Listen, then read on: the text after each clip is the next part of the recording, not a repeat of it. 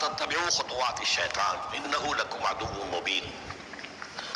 اے لوگوں، زمین میں جو کچھ حلال اور طیب ہے، حلال ہے اور پاک ہے، صاف ستھری چیز اور حلال چیز، وہ کھاؤ، اور شیطان کے نقش قدم کی پیروی نہ کرو، انہ لکم عدو مبین، یقیناً وہ تمہارے لیے کھلا دشمن ہے۔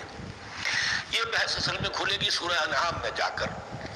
وہاں عرب میں یہ رواج تھا، بتوں کے نام پر کوئی جانور چھوڑ دیتے تھے، جیسے ہندوؤں میں بھی تھی رواج، ہم نے تو بچپن میں دیکھا ہے، کوئی سانڈ چھوڑ دیا، کسی کے کان جو ہے وہ چیر دیے، یہ فلاں بت کے لیے ہے، فلاں دیوی کے لیے ہے۔ اب اسے کوئی کچھ نہیں کہہ سکتا تھا، وہ جان چاہے وہ منہ مارے جا کر ان کا، اور پھر ان کا ظاہر بات ہے ان کا گوشت کیسے کھایا جا سکتا تھا۔ تو عرب میں بھی یہ رواج تھے، اور ابھی تک اس کے کچھ نہ کچھ ریزیڈول ایفیکٹس تھے۔ آباء و اجداد کی جو رسمیں چلی آ رہی ہوں وہ آسانی سے جو ہے وہ چھوٹتی نہیں ہے، کچھ نہ کچھ اثرات رہتے ہیں، جیسے آج تک ہمارے ہاں ہندوانہ اثرات موجود ہیں۔ تو ایسے لوگوں سے کہا جا رہا ہے کہ یہ تمام حرمتیں جو تمہارے ان لوگوں نے مشرکین نے بنا لی تھی، یہ جانور حرام، یہ جانور حرام ہو گیا، اسے فلاں کے نام پر نامزد کیا ہے، اس اونٹ کی جو ہے اتنی اونٹنیوں کے ساتھ جفتی ہو چکی ہے، اب بس اس کو خالی کر دو، چھوڑ دو، نہ اس کے اوپر سواری کی جائے گی اور نہ اس کا گوشت کھایا جائے گا، یہ کوئی نہیں ہے۔ جو چیز حلال ہے اصلاً اور طیب ہے، کھاؤ۔ انما یامرکم بالسوء والفحشاء، یقیناً شیطان تمہیں حکم دیتا ہے بدی کا اور بے حیائی کا، وَأَن تَقُولُوا عَلَى اللَّهِ مَا لَا تَعْلَمُونَ، اور اس کا کہ تم کہو اللہ کی طرف نسبت کر کے جو تم جانتے نہیں ہو، کہ اللہ نے حرام کیا۔ بھائی تمہیں کہاں معلوم؟ کوئی دلیل لاؤ، کسی کتاب میں دکھاؤ کہ اللہ نے یہ چیز حرام کر دی۔ وَإِذَا قِيلَ لَهُمُ اتَّبِعُوا مَا أَنزَلَ اللَّهُ قَالُوا بَلْ نَتَّبِعُ مَا أَلْفَيْنَا عَلَيْهِ آبَاءَنَا، اور جب ان سے کہا جاتا ہے اتباع کرو اس کی جو اللہ نے نازل کیا ہے، قالوا، وہ کہتے ہیں بل نتبع ما الفینا علیہ آباءنا، ہم تو پیروی کریں گے اس کی جس پر ہم نے پایا اپنے آباء و اجداد کو۔ اولو کان آباؤہم لا یعقلون شیئا ولا یہتدون، کیا وہ اپنے آباء و اجداد ہی کی پیروی کرتے رہیں گے، خواہ ان کے آباء و اجداد نہ کسی بات کو سمجھ پائے ہوں نہ ہدایت یافتہ ہوئے۔ میں نے عرض کر دیا تھا کہ سورہ بقرہ میں جہاں دعوت تیسرے رکوع کی پہلی آیت شروع ہوئی، یا ایھا الناس اعبدوا ربکم الذی خلقکم والذین من قبلکم لعلکم تعقلون، وہ بھی تو مخلوق تھے جیسے تم مخلوق ہو، تم سے خطا ہو سکتی ہے، ان سے بھی ہوئی، تم غلطی کر سکتے ہو، انہوں نے بھی کی۔ ومثل الذین کفروا کمثل الذی ینطق بما لا یسمع الا دعاء ونداء۔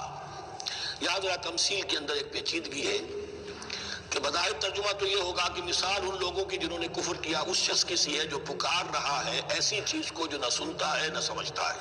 ہاں یہ پتہ چلتا ہے کہ کچھ پکار رہا ہے، جانور ہوتے ہیں انہیں اور کیا سمجھ میں آتا ہے۔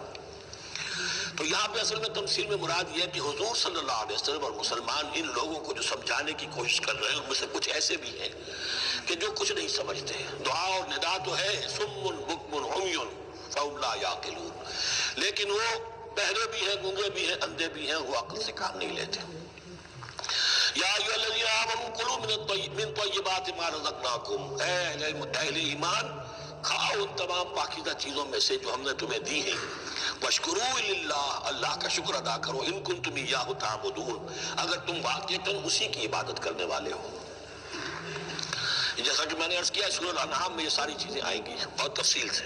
انما حرم علیکم المیتۃ والدم ولحم الخنزیر وما اہل بہ لغیر اللہ، بنیادی طور پر اللہ تعالیٰ نے وہ کھانے کے جو اہل عرب میں اس وقت رائج تھے ان میں سے 4 چیزوں کی حرمت کا اعلان کیا ہے بار بار، مکی صورتوں میں بار بار ہوا ہے اور یہاں پھر یہ مدنی صورت کے اندر گویا کہ آخری بار۔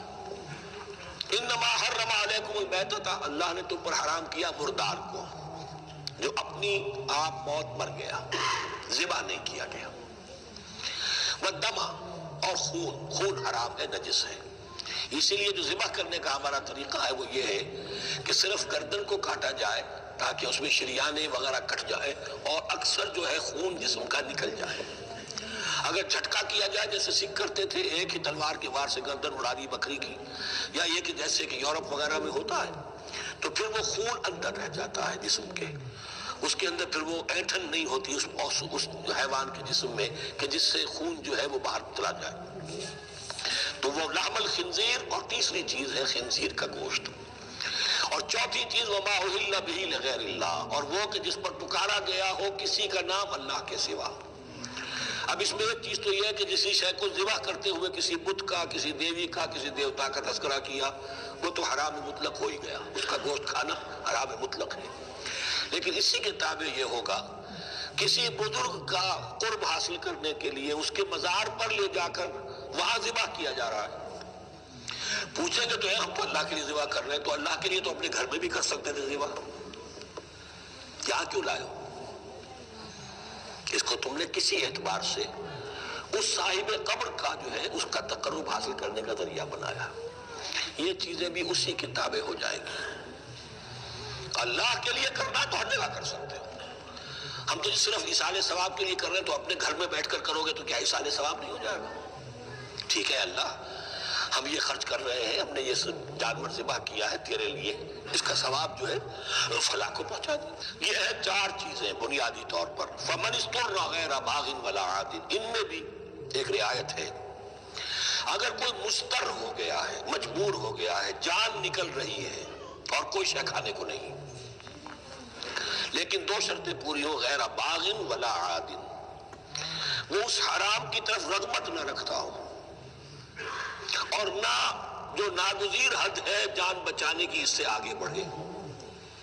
صرف جان بچانے کے لیے مردار کا گوشت بھی کھا سکتا ہے، سور کا گوشت بھی کھا سکتا ہے، جو بھی چاہے، جان بچانے کے لیے یہ رخصت ہے، لیکن اس شے کی طرف کوئی رغبت اور میلان طبیعت میں نہ ہو۔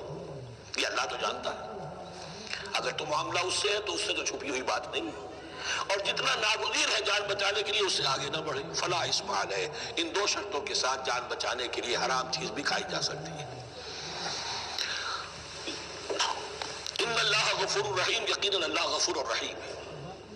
ان الذین یکتمون ما انزل اللہ من الکتاب ویشترون بہ ثمنا قلیلا، یقیناً وہ لوگ جو چھپاتے ہیں اس کو جو اللہ نے نازل کیا ہے کتاب میں سے اور فروخت کرتے ہیں انہیں بہت حقیر سے قیمت پر، اولئک ما یاکلون فی بطونہم الا النار، یہ لوگ نہیں بھر رہے اپنے پیٹوں میں مگر آگ۔ ولا یکلمہم اللہ یوم القیامہ، اللہ ان سے کلام نہیں کرے گا قیامت کے دن۔ ولا یزکیہم، نہ انہیں پاک کرے گا۔ ولہم عذاب علیم، ان کے لیے دردناک عذاب ہے۔ اولئک الذین اشتروا الضلالۃ بالہدی، یہ ہے وہ لوگ کہ جنہوں نے ہدایت دے کر ضلالت خرید لی ہے، والعذاب بالمغفرہ، اور مغفرت اللہ کی اپنے ہاتھ سے دے کر عذاب خرید لیا ہے۔ فما اصبرہم علی النار، تو کتنا ہے ان کا حوصلہ آگ کے لیے، بڑے صابر ہیں اس جہنم کی آگ کے لیے، کس طرح تیاری کر رہے ہیں۔ ذالک بان اللہ نزل الکتاب بالحق، یہ اس لیے کہ اللہ نے تو کتاب نازل کی حق کے ساتھ۔ وان الذین اختلفوا فی الکتاب لفی شقاق بعید، اور یقیناً جن لوگوں نے کتاب اور شریعت میں پھر یہ پگڈنڈیاں نکالی، اختلاف کی، وہ بڑی ہی دشمنی میں اور بڑی ہی شقاوت کے اندر مبتلا ہو گئے۔ بارک اللہ لی ولکم فی القرآن العظیم ونفعنی وإیاکم بالآیات والذکر الحکیم۔